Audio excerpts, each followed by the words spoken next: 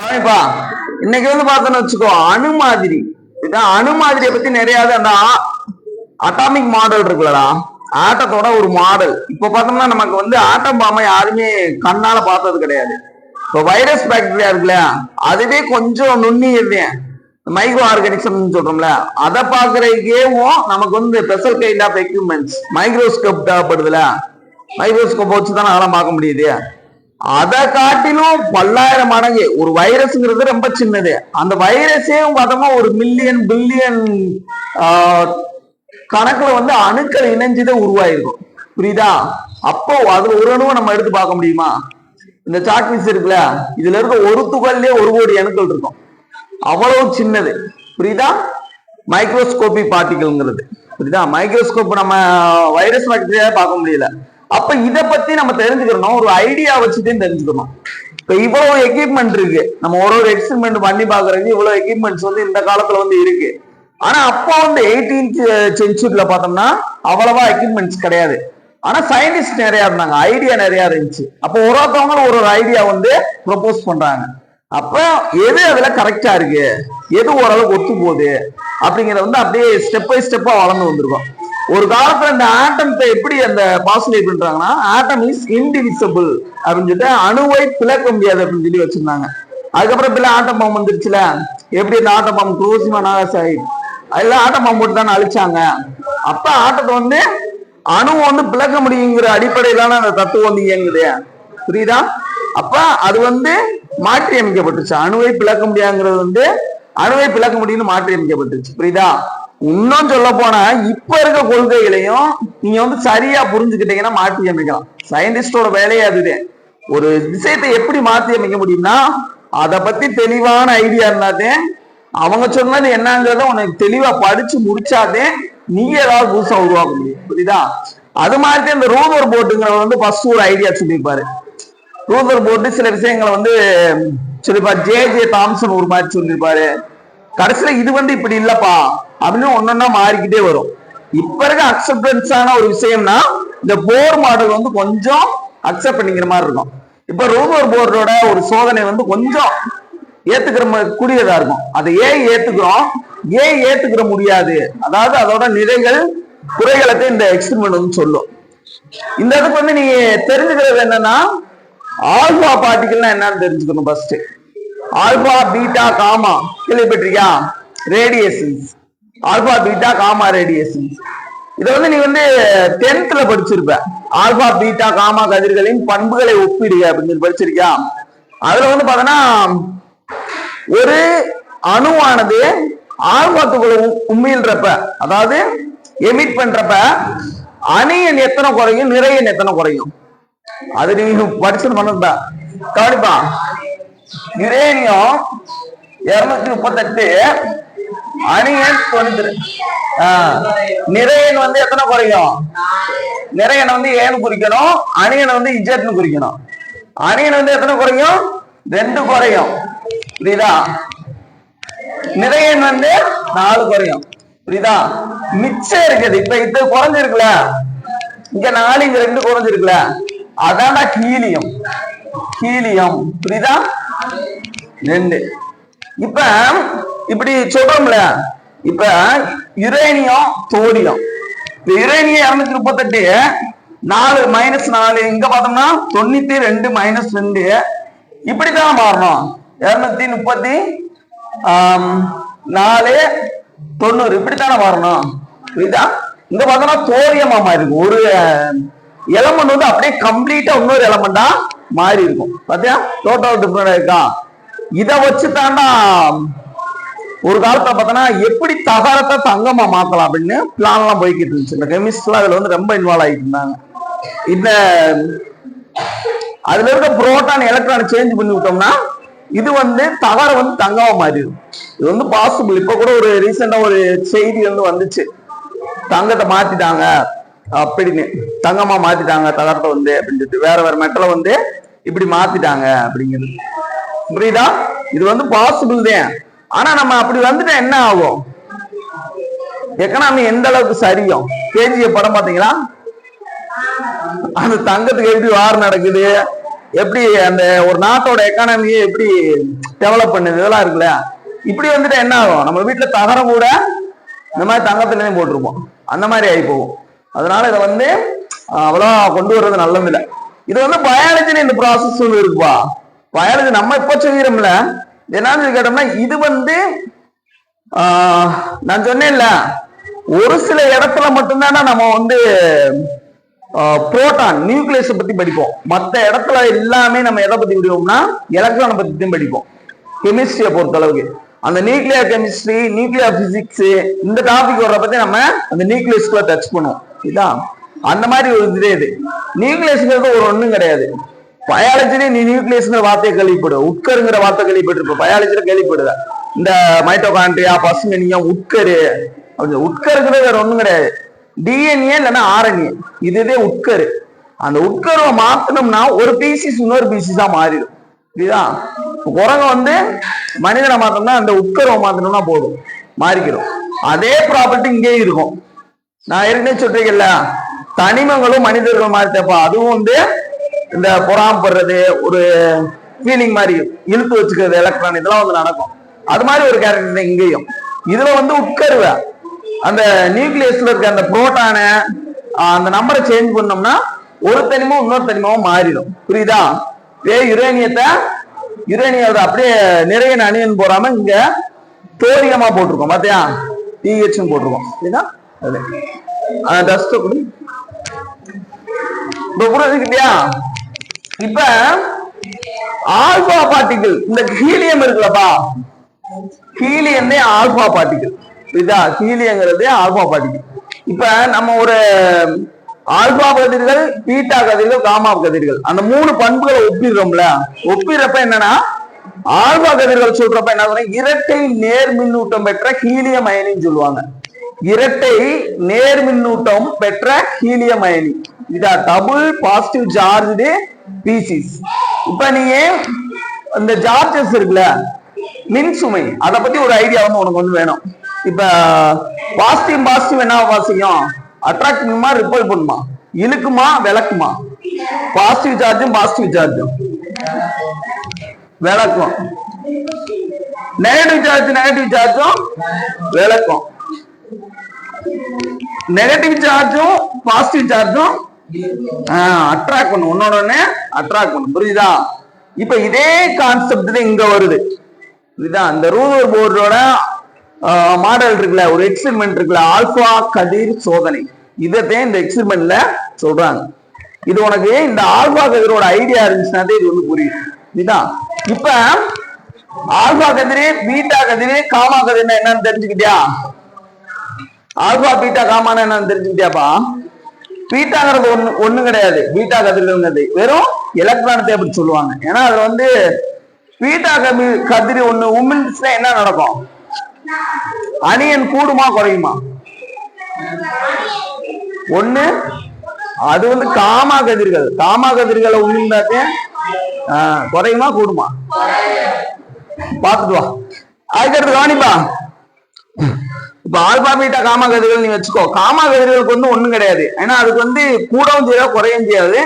அந்த ஆற்றல் லெவல் இருக்குல்ல, எனர்ஜி லெவல், ஆற்றல் மட்டும், இதுல மட்டும் சேஞ்சஸ் ஏற்படும். புரியுதா? காமா கதிர் இது பண்ணுச்சுன்னா அது வந்து ஊடுருவும் திறன் அதிகமா இருக்கும். பெனிட்ரேட் ஆகுற அந்த கெப்பாசிட்டி காமா கதிர்களுக்கு அதிகமா இருக்கும். ஆனா அது வந்து அணி எண்ணம், நிறை எண்ணம் கூடவோ குறையவோ செய்யாது. ஆல்பா கதிரையும் பீட்டா கதிரையும் உமிழ்ற பத்தி அதுல மாற்றங்கள் இருக்கணும். புரியுதா? இப்ப ஆல்பா கதிரை மட்டும் பெசிபிக்கா எடுத்துக்கோ. ஆல்பா கதிர்கள் என்னது? இரட்டை நேர் மின்னூட்டம் பெற்ற ஹீலியம் அயனி. இதுதான் 2+ ஹீலியம் நேர்மின் அயனி தானே ஆல்பா கதிர். இதத்தையும் ஆல்பா கதிர்னு சொல்றோம். இதே ஆல்பா. புரியுதா? ஆல்பா கதிர்.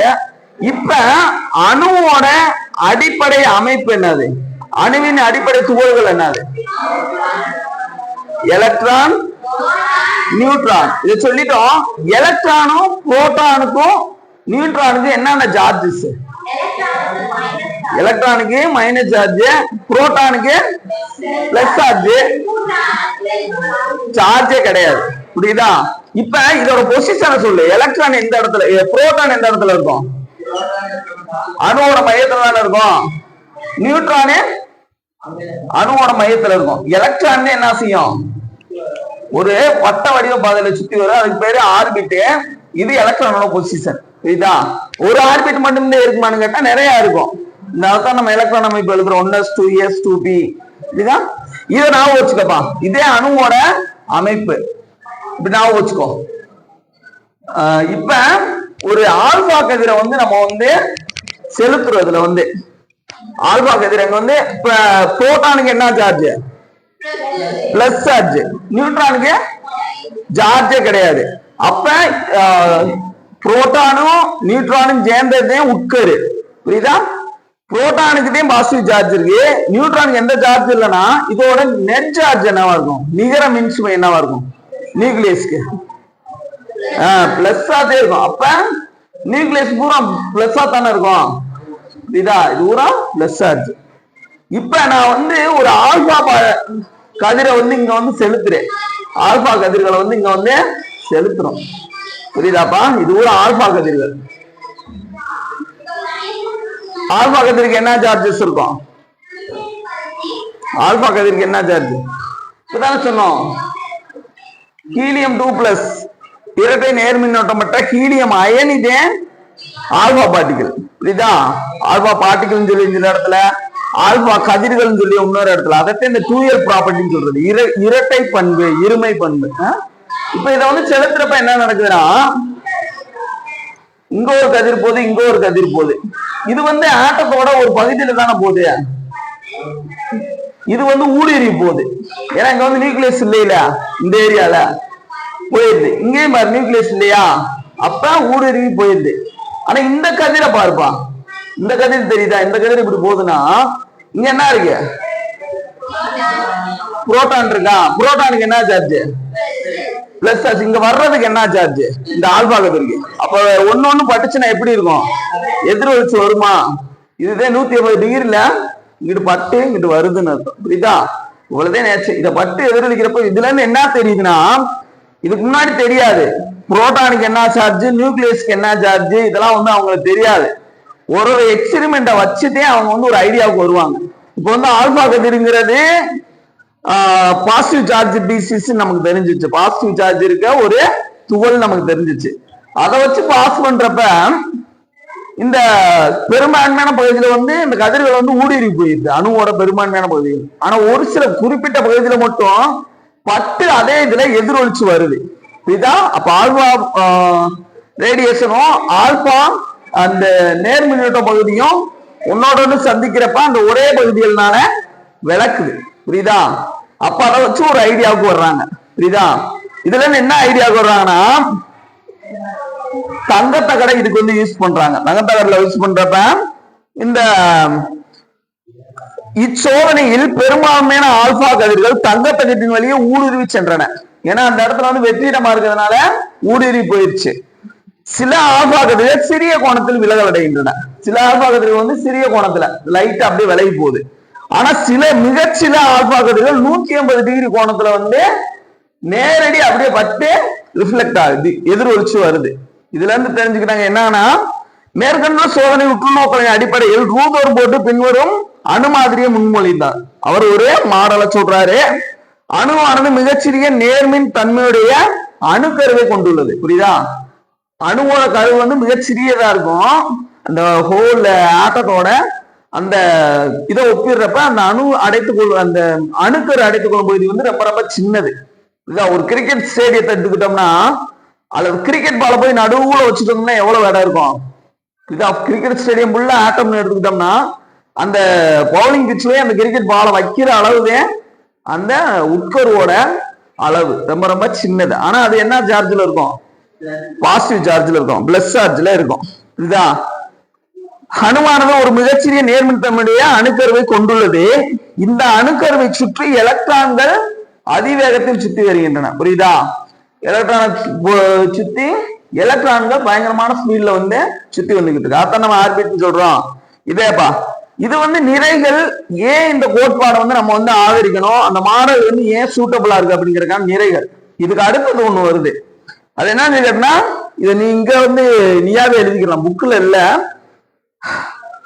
ரூதர்போர்ட் மாதிரியின் குறைகள். புரியுதா? ஆல்பா தங்கத்தகடு மாதிரி சோதனையை விளக்குக அப்படின்னு சொல்லி கேட்டால் இது ரூதர்போர்ட்டின் ஆல்பா துகள் சோதனையை தங்கத்தகடு சோதனையை விளக்குக அப்படின்னு சொல்லி கேட்டா அந்த 5 மார்க் இருந்தது. தென் பார்த்தோம்னா ரூதர்போர்ட்டின் சோதனையின் குறைகள் அப்படின்னு சொல்லிட்டா இந்த அடுத்த பாயிண்ட் வாசிக்கிறீங்க. அவனி மின்காந்த அலை கோட்பாட்டின்படி இயங்கும் மின்சுமையுடைய துகளானது தொடர்ச்சியான ஆற்றலிலிருந்து இறுதியில் அணிக்கருவுடன் மோத வேண்டும். இப்ப இதுக்கு முன்னாடி அந்த மின்காந்த அலை கோட்பாடு, அதாவது எலக்ட்ரோ மேக்னெட்டிக் ப்ராப்பர்ட்டின்னு சொல்லுவாங்க, எலக்ட்ரோ மேக்னெட்டிக் தியரிஸ்னு. வேற ஒன்றும் கிடையாது. மின்சாரம் இருக்குல்ல, மின்சாரத்துக்கு சில ப்ராப்பர்ட்டி இருக்கும், சில பண்புகள் இருக்கும். மின் ஆற்றலுக்கு, காந்தத்துக்கு சில பண்புகள் இருக்கும். புரியுதா? இந்த 2 பண்புமே இந்த சன்னுல இருந்து வர்ற ரேடியேஷன். இதுல பார்த்தோம்னா சில நேரத்துல 2 பண்புகளுமே இருக்கும், காந்த பண்பு இருக்கும், மின் பண்பு இருக்கும், மின்னாற்றல் பண்பு இருக்கும். அதனாலே மின்காந்த அலைகள் அதை சொல்லுவாங்க, எலக்ட்ரோ மேக்னெட்டிக் ப்ராப்பர்ட்டிஸ் அப்படின்னு சொல்லி சொல்றது. 2 பண்புகளுமே அதுல இருக்கும். அந்த இதை விளக்குறதுக்காக, அந்த தியரியை விளக்குறதுக்காக நிறைய மின்காந்த அலைகள் கோட்பாடுன்னு ஒரு கோட்பாடு இருக்கு. அதுல என்ன கேட்டனா, ஒரு மின்னூட்டம் பெற்ற துகள், ஒரு ஆற்றல் இருக்க ஒரு துகள் தொடர்ந்து எனர்ஜியை வெளியிட்டு இருந்துச்சுன்னா என்ன ஆகும்? இப்போ ஒரு இது இருக்கு, ஒரு கொல்லிக்கட்டை இருக்குன்னு வச்சுக்கோ, ஒரு மெழுகுதிரி இருக்குன்னு வச்சுக்கோ, ஒரு கேண்டில் இருக்குன்னா அது தொடர்ந்து பர்ன் ஆகிக்கிட்டே இருக்கு, எரிஞ்சுக்கிட்டே இருக்குன்னா அது ஆற்றலை வெளியிட்டுக்கிட்டே தானே இருக்கு.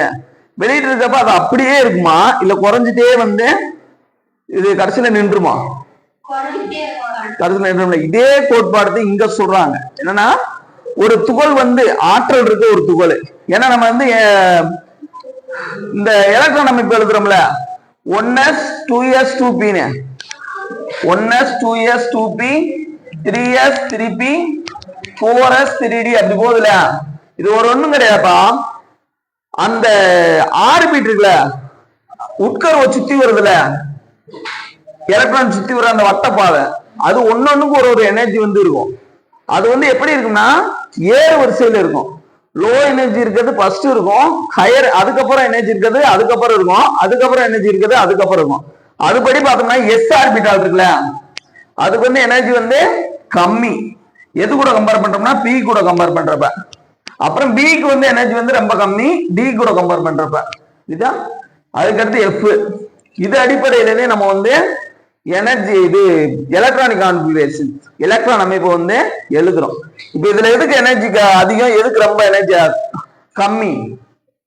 எஸ் ஆர்பிட்டாலுக்கா எஃப் ஆர்பிட்டாலுக்கா? எஸ் ஆர்பிட்டாலுக்கு எனர்ஜி கம்மி, எஃப் ஆர்பிட்டாலுக்கு எனர்ஜி அதிகம். இப்ப ஒரு ஆர்பிட்டுக்கு ஒரு எனர்ஜி இருக்குன்னா, மின்காந்த அலை கோட்பாடு என்ன சொன்னா, அந்த ஜார்ஜ் டி பீசிஸ் ஒரு ஆற்றலை இழந்துகிட்டே ஆற்றல் குறையிறப்ப, ஆற்றல் அதிகமா இருக்கிறப்ப எஃப் ஆர்பிட்டால் இருக்கும். ஏன்னா எஃப் ஆர்பிட்டாலுக்கு தானே எனர்ஜி அதிகம். இப்ப இது உட்கர்ல என்னென்ன இருக்கும்? புரோட்டானு பிளஸ் நியூட்ரானு. இதை சுத்தி இருக்கிறது எலக்ட்ரான் ஆர்பிட்ல இருக்கு.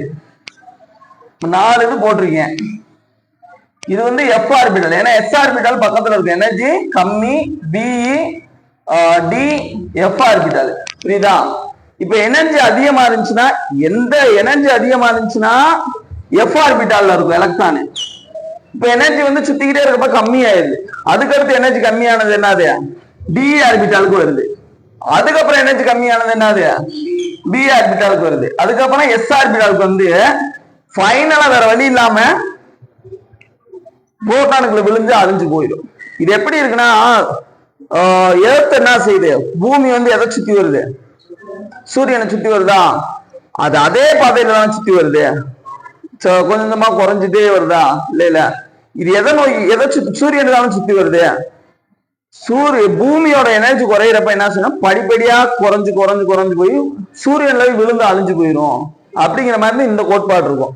எஃப் ஆர்பிட்டல் கொஞ்சமா புரோட்டான்ல விழுந்து, அதாவது அணுக்கர்ல விழுந்து அழிஞ்சு போயிடும். அப்படி இந்த கோட்பாடு.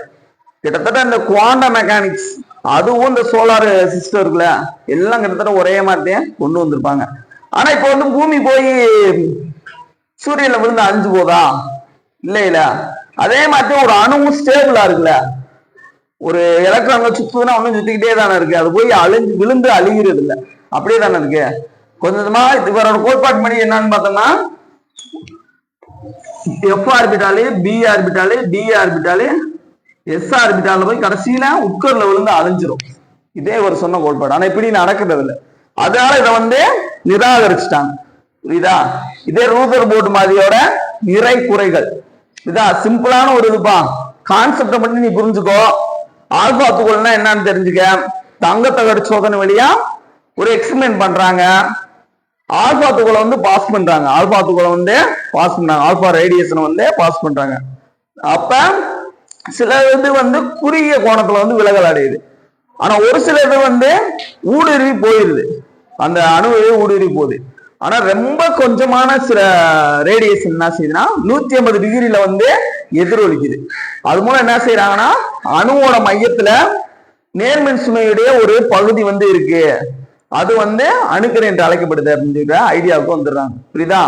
இது முக்கியமான என்னன்னா இந்த அணுக்கரோட மின் சுமைய எக்ஸ்பிரிமெண்ட் ஒரு எக்ஸ்பிரிமெண்ட். இதன் அடிப்படையில் அவர் ஒரு கோட்பாடு, ஒரு அணு மாதிரி முன்வைக்கிறாரு. அது மின்காந்த அலை கோட்பாட்டுக்கு எதிரா இருக்கு. அது ஏன்னா அதிக ஆற்றலோடையது, கம்மியான ஆற்றலோடையது, அதை எக்ஸ்பிளைன் பண்றது. அவ்வளவுதான். புரியுதா? புரியுதா அந்த கோட்பாடு? ஆமா, ஆஃப் பண்ணி விடுப்பா. இதுக்கு அடுத்து போர் மாடல் இருக்கு, போர் அணு மாதிரி. அது அடுத்த கிளாஸ்ல போப்போம்.